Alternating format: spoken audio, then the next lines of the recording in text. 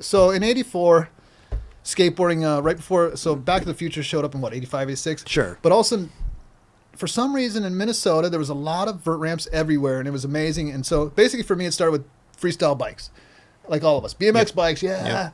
And all of a sudden I saw a quarter pipe for the first time, and we were riding our bikes on the quarter pipe, and then we go to the BMX track, and someone's like, hey, there's a half pike down the street. Half pike? Yeah.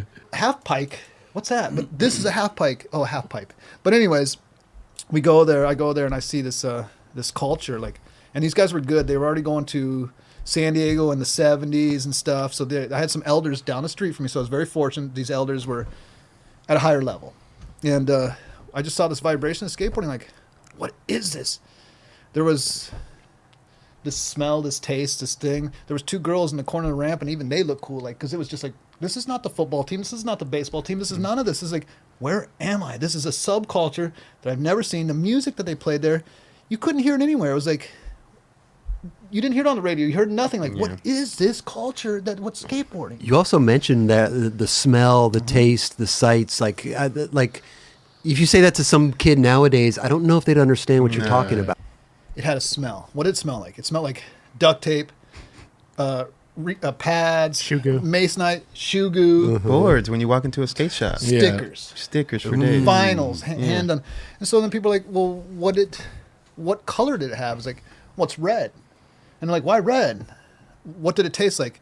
But am I bleeding? So you tasted it, and then the sound of it was just all this thing. So it had this whole thing. Is like, what is this? It didn't exist anywhere. And again, I was very fortunate to these guys, and where it came from. Like, we had this place called Piss, Private Indoor Skate Spot.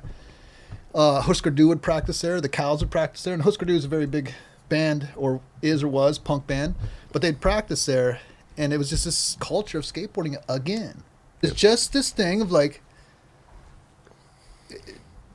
we're building ramps in the middle of nowhere, or in the middle of a warehouse with asbestos and all this stuff, like, to skate. But here's these bands that became really big bands too, this culture that were just doing these really cool things. So it was all this thing together, like, you know. So it's funny because I took my father, I was like, hey, you got to take me to this place. I want to show you this place called Piss, Private Indoor Skate Spot. And he's like, huh? Private Indoor Skate Spot. I love that. Piss. Yeah. It's crazy. I love it. That's and good. it was a key thing, so you had to have a key. Oh, but I you were a snuck- key holder. No, I snuck in. Oh, okay.